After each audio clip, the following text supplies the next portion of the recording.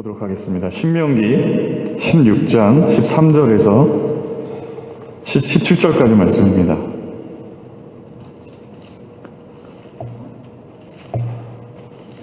신명기 16장 13절에서 17절까지 말씀을 제가 봉독하겠습니다. 너희 타작마당과 포도주 틀에 소출을 거두어 들인 후에 이레 동안 초막절을 지킬 것이요 절기를 지킬 때에는 너와 내 자녀와 노비와 내 성중에 거주하는 레위인과 객과 고아와 과부가 함께 즐거워하되 내 하나님 여호와께서 택하신 곳에서 너는 이레 동안 내 하나님 여호와 앞에서 절기를 지키고 내 하나님 여호와께서 내 모든 소출과 내 손으로 행한 모든 일에 복 주실 것이니 너는 온전히 즐거워할지니라. 너희 가운데 모든 남자는 1년에 3번 곧 무교절과 칠칠절과 초막절에 내 하나님 여호와께서 택하신 곳에서 여호와를 배웁되 빈손으로 여호와를 배웁지 말고 각 사람이 내 하나님 여호와께서 주신 복을 따라 그 힘대로 드릴지니라. 아멘. 하나님의 말씀입니다. 오늘 처음으로 또 우리 교회를 찾으신, 또 오랜만에 찾으신, 또 계속 저희 교회 예배를 참여하고 계신 우리 성도님들을 주님의 이름으로 환영하고 축복합니다. 오늘 본문에서 이스라엘 3대 절기 중에 초막절에 대해서 이야기하고 있습니다. 이 이스라엘 백성들이 중요하게 지켰던 7개의 절기 중에서 가장 크게 지켰던 절기가 바로 3가지 절기였습니다. 6월절, 칠칠절, 오늘 우리가 읽었던 초막절이 바로 그것입니다. 이 절기가 되면 이스라엘 백성들, 성인 남성은 누구나 할 것 없이 여호와의 성소에 올라가서 자신의 몸을 베고 보이고 하나님께 예물을 드리는 일을 누구나 의무적으로 했어야 했던 절기입니다. 그래서 이 절기들을, 이 3개의 큰 절기들, 6월절, 칠칠절, 초막절을 순례절기라고도 부르죠. 이 절이라고 하는 거, 우리는 한문에 아주 깊이 배어있는 사회 속에서 자랐기 때문에 한문의 영향을 벗어날 수가 없는데, 이 절이라고 하는 것은 마디절이라는 그런 한자를 쓰죠. 어떤 때에 구별되어진 그런 의미로 이런 절이라는 단어를 씁니다. 근데 유대인들이 사용하는 이 절이라고 번역된, 절기라고 번역된 히브리 원어 성경을 보면 하그라는 단어를 쓰거든요. 이 하그라는 단어는 어떤 뜻이 있냐면 순례의 길을 떠나다, 긴 여행을 하다, 춤을 추다, 이런 의미가 있어요. 그러니까 이 절기라고 했을 때 우리가 한국에서는 또 이곳에서 추수감사절 말고 어떤 크리스마스, 세상의 어떤 휴일, 그런 절기를 맞이할 때 그 절기랑 다르게 유대인들이 하그라는, 절이라는 말을 들었을 때마다 이들이 느낀 것은 우리가 휴일이나 절기에 우리의 오락을 위해서, 단순히 우리의 즐거움을 위해서 음주 가무나 그런 것에 빠져서 흥청망청 보내는 휴일이 아니라 이스라엘인들이, 유대인들이 느꼈던 절이라고 이들이 계속해서 이름을 부르고 들었을 때는 어떤 것이 생각나냐면 하나님을 찾으러 간다, 하나님을 만나러 간다, 그리고 이 절기에는 하나님으로 인해서 춤을 춘다, 그런 것들이 이 절기를 부를 때마다, 절기가 다가올 때마다 유대인들은 그것을 생각했을 수 있다는 거죠. 우리가 지키고 있는 이 추수감사주일의 구약적 기원을 우리는 초막절로 봅니다. 왜냐하면 1년 동안의 모든 추수곡식과 과실의 수확을 마치고 저장한 때에 하나님께서 이 초막절을 지키라고 하셨기 때문에 우리가 추수 계절이 돌아오고 추수한 이후에 추수감사절을 그 시기에 맞춰서 드리는데, 구약시대의 유대인들은 그때 초막절을 드렸어요. 그래서 추수감사 주일의 근원을 우리 초막절로 볼 수가 있는 거죠. 히브리 종교력으로 7월 15일에 초막절을 지켰습니다. 이때가 되면 자신이 살던 집이 아닌 외부의 임시 숙소, 텐트, 천막을 친 다음에 그곳에서 불편하게 생활을 했어야 됐어요. 지금도 이 절기는 유대인들이 아직까지도 지키고 있는 절기고요. 아파트에 그런 여러 연립주택에 사는 사람들은 베란다에 텐트를 쳐놓고 그렇게 이 초막절을 지낸다고 하죠.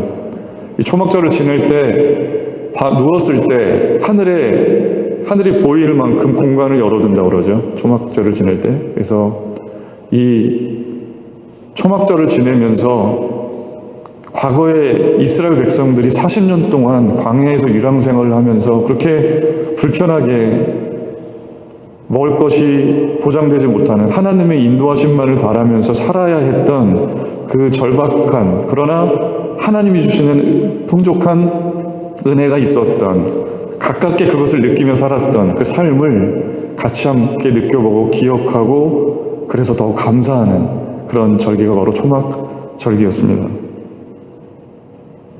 그래서 초막절이 이런 음식을, 그러니까 그 열매들을 저장하는 의미도 있었기 때문에 수장절이라고도 불렸고요. 밖에 텐트를 쳐놓고 임시적으로 일주일 동안 살아있기 때문에 장막절이라는 이름으로도 불립니다. 오늘 본문에서 이 초막절을 어떻게 지킬지에 대해서 하나님께서 말씀하셨어요. 이 말씀은 하나님께서 모세를 통해서 주신 말씀이거든요.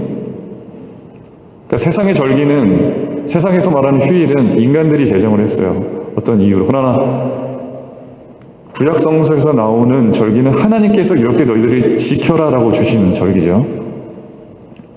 13절에서 하나님께서 이렇게 말씀하셨습니다. 너희 타작마당과 포도주 틀의 소출을 거두어들인 후에 이래 동안 초막절을 지킬 것이요. 이렇게 되어 있습니다.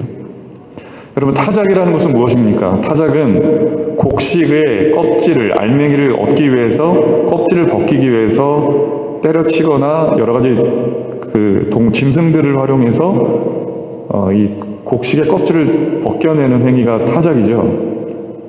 당시가 농경사회였다는 것을 우리가 감안해 보면 타작마당 그리고 포도주 틀을 이용해서 소출한 후에라고 하는 것은 모든 사람들이 농사의 생업을 삼아서 그것을 농사를 지었던 이 사회 속에서 이것은 무슨 이야기냐면 모든 이들이 자신이 일하고 있던 모든 것에서 얻은 결과를 거두어들인 후에라고 해석할 수가 있거든요.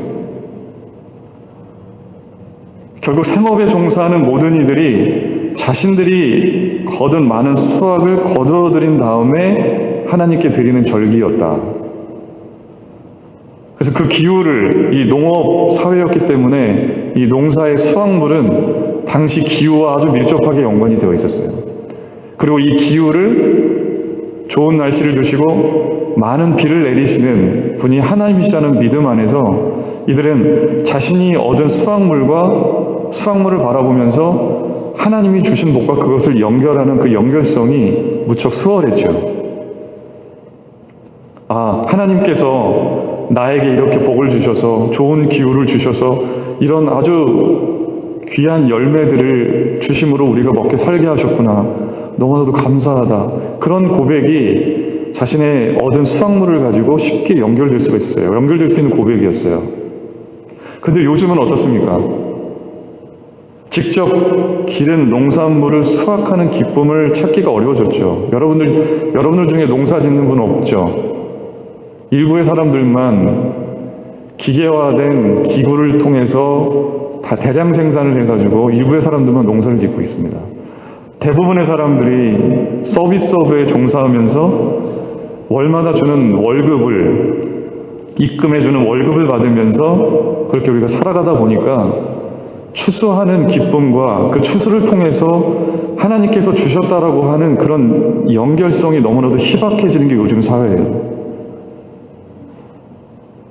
이 절기를, 이 자본주의 시스템 안에서 추수의 기쁨을 가지고 하나님께 감사하는 게 너무나도 어려운 시기인 것 같아요.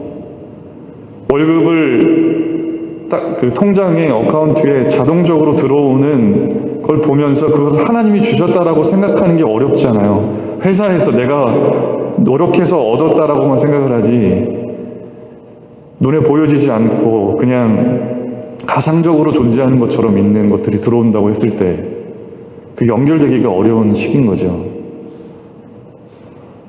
비록 그래서 우리가 이 절기를 추수감사주의를 더 정성껏 하나님께 드려야 하는 이유가 거기에 있어요.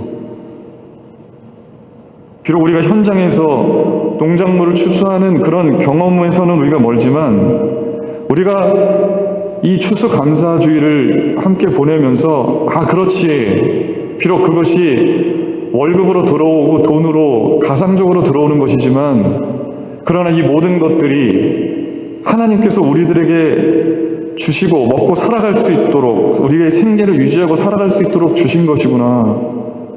하나님께 주신 것에 대해서 감사할 수 있고 기억할 수 있고 각인시킬 수 있는 그런 시기이기 때문에 이 추수감사주의를 우리는 그래서 더더욱 이 당시의 사람들보다 더더욱 잘 들을 필요가 있는 거예요.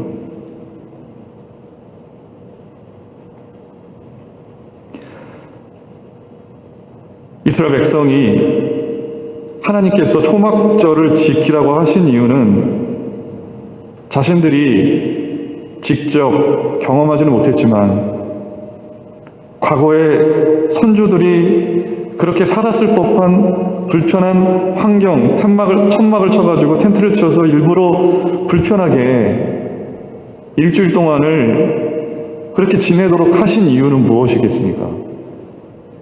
그냥 하나님께 나와서 감사 고백하고 예물을 마음껏 드리면 됐을 수도 있을 텐데 굳이 고통스럽게 어떻게 보면 광야에서 사막에서 불편하게 지냈던 그 고통을 다시금 기억하게 하시는 이유는 무엇일까? 여러분, 감사가요, 언제 가장 크게 감사가 나옵니까? 우리가 아무런 불편함과 고통도 겪지 않은 채 우리들에게 주어지면 그때도 감사할 수 있지만 그것이 전혀 주어질 수 없는 척박하고 고통은 고통대로 있는 대로 다 경험한 상태에서 우리들에게 주어지는 그 어떤 것이 주어진다고 할 때는 정말 너무나도 큰 감사가 있을 수가 있죠. 하나님께서 불편하게 그런 환경을 일부러 만들어서 초막절을 지키라고 하셨던 이유는 그걸 절대로 잊지 말라고 하신 거예요. 그 불편함을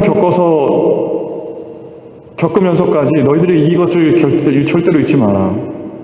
광야에서 40년 동안 너희를 만나와 매출하기로 먹이시고 인도하시고 결국 가나안 땅, 젖과 꿀이는 가나안 땅으로 인도하셔서 너희들이 이렇게 풍족한 수확물을 거느리게 하신 그 하나님, 너희들이 몸으로 마음으로 기억해라. 하나님께서 그래서 이렇게 초막절을 지키라고 하신 것입니다. 대대손손 잊지 않을 수 있도록 우리가 추수감사절을 지키면서 우리는 우리들에게 주신 복을 다시금 헤아려 볼 필요가 있어요. 나에게 지금까지 어떤 것을 주셨는지, 지금 주시는 것뿐만 아니라 우리의 부모님들을 통해서, 우리의 선조들을 통해서 얼마나 귀한 복들을 우리들에게 허락해 주셨는지 그 풍성한 은혜를 우리가 이 추수감사절을 통해서 기억하고 마음에 담고 각인하고 생각하시는 그런 추수감사주일이 되시기를 주님의 이름으로 간절히 축원합니다. 오늘 본문에서 절기를 지킬 때에 유념해야 할 두 가지 말씀을 주셨습니다. 첫 번째는 즐거움으로 이 절기를 지키라고 말씀하셨습니다. 14절 말씀에 절기를 지킬 때에는 너와 내 자녀와 노비와 내 성중에 거주하는 레위인과 객과 고아와 과부가 함께 즐거워하되. 한 번 더 나옵니다. 이 짧은 본문의 15절 말미에 너는 내 모든 소출, 여호와께서 내 모든 소출과 내 손으로 행한 모든 일에 복 주실 것이니 너는 온전히 즐거워할지니라. 이렇게 짧은 본문 안에 즐거워하라는 말이 2번이나 반복된, 성경에 보면 어떤 것을 강조하기 위해서 이렇게 2번, 3번 연달아서 나오는 경우가 있어요. 이거는 이 저자가 기록하면서 또는 하나님이 주신 말씀 안에서 하나님께서 강조하시기 위해서 이 말씀을 주신 거죠. 즐거움의 축제가 되도록 하나님께서 우리들에게 권면해 주셨어요. 첫 번째, 그렇게 즐거움의 축제를 벌일 수 있는 첫 번째 이유는 하나님께서 주신 수확을 가족들뿐만 아니라 이웃들과, 특별히 불우한 이웃들과 절기를 지킴으로 인해서 오는 즐거움과 기쁨 때문에 즐거움으로 축제를 드리라고 말씀하신 것입니다. 여기에 보면 노비들이라고 나오죠. 노비들. 지금은 노예라는 사회 계층이 존재하지 않습니다. 물론 모르겠어요. 아프리카에 아직도 존재하고 있는지 모르겠지만, 그러나 당시에는 계층이 존재했거든요. 노비들이 있었는데 이들의 존재 자체가 주인들의 소유였어요. 노예들은 자신들이 아무리 주인이 하라고 시킨 농작물을 재배하는 일에 아무리 자신의 노력을 기울여도 자신이 그것을 수확할 수가 없었어요. 자신의 것이 될 수가 없었습니다. 레위인들은 어떤 사람이었나요? 생업에 관여하지 않고 하나님께서 말씀하신 성막과 제사에 관련된 일만을 했기 때문에 농사로 수확할 수 있는 기회가 전혀 주어지지 않았죠. 객이라고 하는 또 대상이 나옵니다. 객은 한 지역에 일시적으로 머무는 사람이기도 했고, 자신의 본거지를 버리고 이 이스라엘에 들어와서, 이스라엘 사람들이 사는 지역으로 들어와서 함께 귀화하게 머물렀던 이들을 객이라고 했어요. 지금도 그렇지만 다른 나라에 이민 가서 민족의 뿌리를 내리고 정착한다는 건 쉬운 일 아니죠. 더군다나 이스라엘 민족이 얼마나 배타적인 민족이었어요. 이들의 나그네로서 이스라엘 사람들과 살아간다는 것은 너무나도 힘든, 배척받기 쉬운 그런 대상들이었습니다. 고아와 과부는 어떤가요? 전에도 말씀을 드렸지만 경제적으로 가장 취약하고 사회에서 가장 힘이 없는 연약한 대상이었어요. 지금은 사회 보장제도가 잘 이루어져 있기 때문에 이들에게 돌아가는 여러 혜택이 있지만 그 당시에는 그런 게 전혀 없었죠. 노비부터 시작해서 레위인, 객과 고아와 과부들은 수확의 기쁨을 직접적으로 누릴 수 없는 대상들이었어요. 근데 하나님은 이들과 함께 즐거워하라는 명령을 주시거든요. 이것은 무슨 말입니까? 우리가 하나님께 복으로 받은 수확을 이들과 함께 나눔을 통해서, 이 절기에 함께 참여함을 통해서 이 축제를 함께 기쁨으로 나눔을 통해 참여할 수 있도록 하시는 그런 명령인 거죠. 하나님이 제정하신 기쁨으로, 즐거움으로 드리는 이 절기, 그 어느 한 사람 소외되지 않고 이 축제의 자리에 참여할 수 있도록 하나님께서 그 누구도 차별하지 않으시는 만인에 대한 은혜와 사랑 때문에 하나님은 이들을 놓치지 않으시고 이들과 함께 가진 자들이 나누고 함께 기쁨을 누리고 함께 축제에 참여할 수 있도록 배려하도록 이런 명령을 내리신 것입니다. 하나님께서 이들과 고아와 과부와 객과 노비와 이런 사람들과 함께 즐거워하라고 하신 것은 하나님의 백성은 그 신분과 형편이 어떠하든지 다 하나님 앞에서 평등하고 하나님의 일에, 하나님이 주신 복에, 하나님이 주신 은혜의 잔치에 참여할 권리가 동등하게 주어져야 한다라는 그런 하나님의 명확한 의도가 이 안에 담겨져 있다는 것입니다. 그래서 우리가 이런 하나님께서 이렇게 우리들에게 많은 이들과 나누면서 이 절기락을 지키라고 하신 것은 우리가 함께 이 즐거워하고 축제를 누리고 예배를 드리는 것을 넘어서서 이 사회가 모든 이들이 차별받지 않고 모든 이들이 하나님께서 제정하신 사랑과 은혜를 받을 수 있도록 하나님께서 베풀어 주신 그 하나님의 말씀이 공의와 같이 많은 이들에게 적용되어져서 하나님이 주신 권리를 마음껏 누릴 수 있도록 그런 사회를 우리가 만들어가는데 앞장서야 한다라는 메시지가 이 안에 귀하게 담겨져 있는 것입니다. 우리는 우리의 사역을 너무 예배 안에 가두는 경향이 있어요. 교회 안에서만 우리의 사역이 존재한다고 생각을 합니다. 그냥 말씀 잘 듣고 찬양 잘 드리고 기도하고 개인의 영성에만 머무는 것이 하나님의 일이라고 생각하기가 쉽습니다. 그런데 그렇지 않다는 것입니다. 하나님께서 우리에게 바라시고 원하시는 것은 교회의 문을 넘어서서 사회 속에서 굶주리고 차별받고 억압받는 그런 사람들을 위해서 함께 기쁨의 잔치, 즐거움의 잔치를 참여할 수 있도록 그들을 껴안고 수용하고 나눌 수 있는 그런 사회를 만들어갈 수 있도록 하나님은 우리들에게 그런 미션을 우리들에게 주셨다라고 하는 사실을 여러분 기억하시기 바랍니다. 또 하나 우리가 즐거움으로 이 절기를 지킬 수 있는 두 번째 이유는 하나님이 주신 복은 물질에 국한된 것이 아니라 영원히 지속되는 하나님과 우리 사이의 관계로 인한 것이기 때문에 15절에 보시면 이렇게 말씀 제가 전체를 한번 다 읽어봐 드릴게요. 내 하나님 여호와께서 택하신 곳에서 너는 이레 동안 내 하나님 여호와 앞에서 절기를 지키고 내 하나님 여호와께서 내 모든 소출과 내 손으로 행한 모든 일에 복 주실 것이니 너는 온전히 즐거워할지니라. 우리나라 성경의 번역에는 하나님께서 주시는 복의 대상이 빠져 있어요.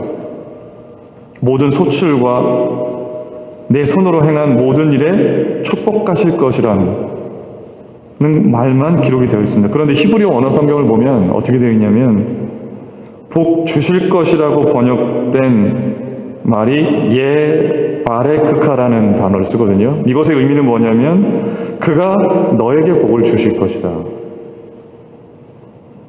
그가 너에게 복을 주실 것이다 라는 번역으로 되어 있어요. 그런 의미로 쓰여져 있어요.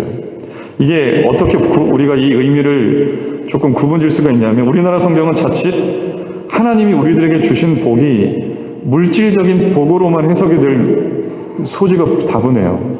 하나님께서 우리가 하는 소출과 손으로 행한 모든 일에 복을 주실 것이라고만 번역이 되어 있기 때문에. 그러나 히브리어 원어 성경이 말하는 것은 너에게 복을 주실 것이다. 너에게. 단순히 물질에 대한 복이 아니라 그 복이 하나님이 주신 복이라는 것은 하나님과 우리 사이에 인격적인 관계에 기초하고 있음을 우리들에게 분명히 말씀하고 있어요. 하나님이 우리들에게 주시는 궁극적인 복은 물질이라기보다는 그것을 넘어서 하나님과의 관계에서 오는 것이에요. 우리가 정말 기쁨을 누릴 때 언제입니까? 여러분들이 정말 예수님을 영접하고 예수님을 만나서 구원의 기쁨과 감격을 누릴 때 어떨 때 가장 기뻐요? 하나님이 여러분들에게 어떤 보너스와 같은 물질적인 복을 여러분들에게 주실 때가 물론 그때도 기쁘겠지만 가장 기쁠 때는 언제입니까?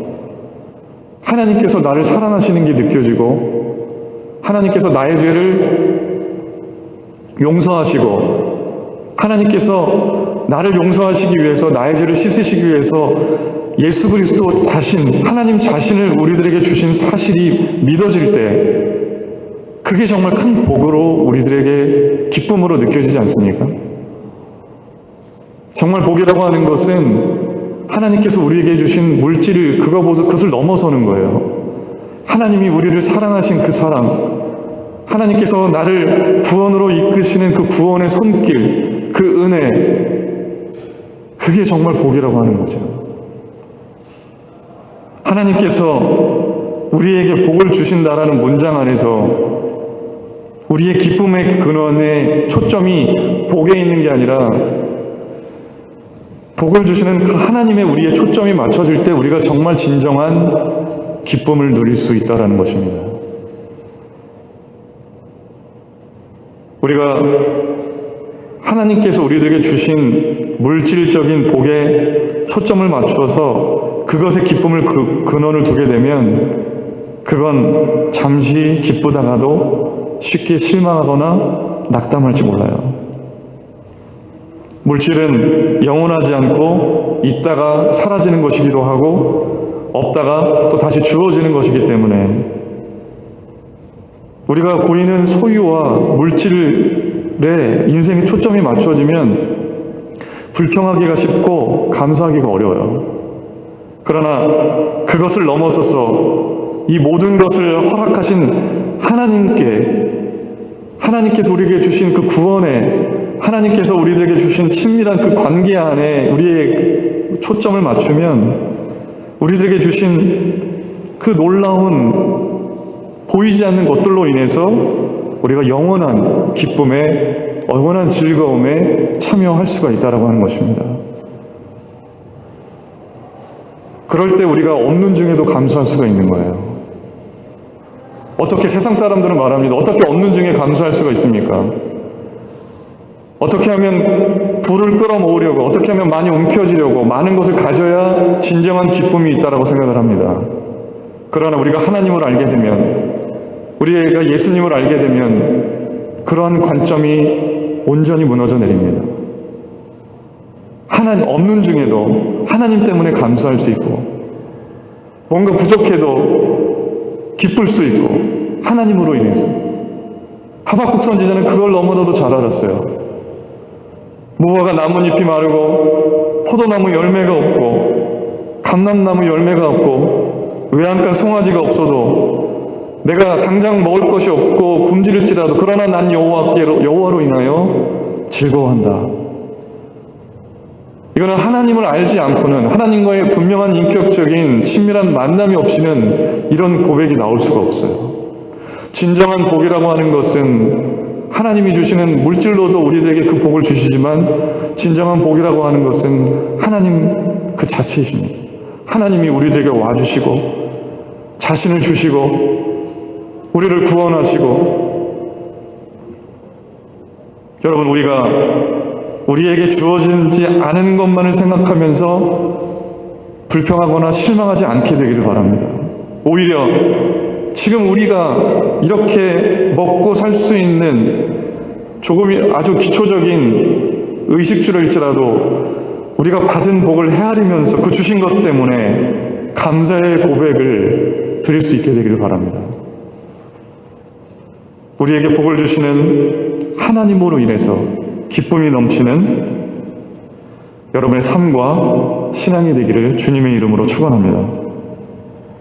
마지막 두 번째로 하나님께서 이 절기를 지킬 때 명령하신 것은 주신 복을 따라 그 힘대로 하나님께 제물을 드리라는 것입니다. 16절과 17절 말씀에 이렇게 말씀하고 있습니다. 너희 가운데 모든 남자는 1년에 3번 곧 무교절과 77절과 초막절에 내 하나님 여호와께서 택하신 곳에서 여호와를 배웁되 빈손으로 여호와를 배웁지 말고 각 사람이 내 하나님 여호와께서 주신 복을 따라 그 힘대로 드릴지니라. 당시 왕과 백성들의 관계에 있어서 백성들이 왕 앞에 나올 때 봉헌할 예물을 꼭 가져와야 한다고 하죠. 그게 관습이었다고 하는데요. 아무리 가난한 사람이라도 과일 하나, 꽃 한 송이를 왕을 만나게 될 때 왕에게 그것을 헌납하는 것이 당시 관습이었다고 합니다. 이스라엘 백성에게도 빈손으로 하나님 앞에 와서는 안 된다는 명령이 하나님으로부터 주어졌어요. 이 명령은 번제물이나 불로 태운 희생물을 가리키는 것이 아니었어요. 하나님께 감사로 자원해서 드리는 다른 것이었습니다. 하나님께 그 힘대로 드린다는 것은 감사의 표현이면서 나에게 주신 이 모든 것이 하나님께로부터 왔다라는 고백과 같아요. 본질적으로는 우리의 것이 아니지만 하나님께서 우리들에게 주신 것이고 일부를 드리지만 전부를 드리는 마음으로, 감사하는 마음으로 드리는 것이 바로 예물이고 제물이라는 것입니다. 한때 제가 전에 사역하던 교회에서 어떤 한 오래전인데요. 한 청년이 저에게 그런 질문을 한 적이 있어요. 목사님, 11조를 왜 드려야 하는지 모르겠어요. 11조에 대한 근거가 있는 성경 본문이 분명히 있지만 그건 과거의 것이고 지금은 이제 신약을 넘어서 다른 시대에 살고 있는데 아직도 그것을 왜 지켜야 하는지에 대해서 회의적으로 생각하고 저에게 질문을 한 거죠. 저는 그때 그런 얘기를 했습니다. 우리가 하나님께 드리는 것은 우리의 신앙 고백이다.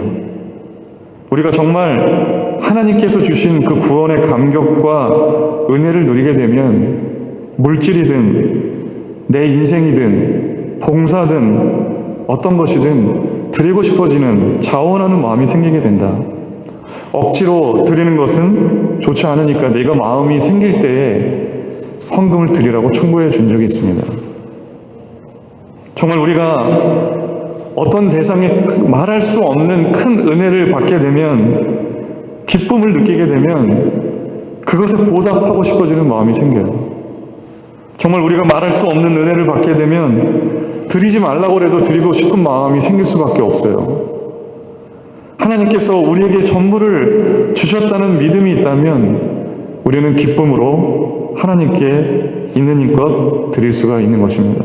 사랑하는 우리 소명교회 성도 여러분, 추수감사주일을 맞이해서 우리가 기쁨과 즐거움으로 이 절기를 여러분 지키시기를 바랍니다. 우리에게 물질을 주신 것도 기쁘지만 그것을 허락하신 하나님으로 인해서 기뻐하시고 감사하시는 저와 여러분 되시길 바랍니다. 또한 우리들에게 주신 것을 어려운 이들과 함께 나눔으로 그 즐거움이 배가 되는 역사가 여러분 삶 속에 있게 되기를 바랍니다. 그리고 주님이 주신 것이 너무나도 크기 때문에 크게 느껴져서 그 베푸시는 총이 너무나도 말할 수 없기 때문에 기쁘게 하나님께 드릴 수 있는 저와 여러분 모두가 되시기를 주님의 이름으로 축원합니다. 함께 기도하시겠습니다. 참 좋으신 주님 감사드립니다. 이 추수감사주일을 맞이해서 다시금 우리가 하나님께 감사할 수 있는 근거가 어디에 있고 우리의 마음에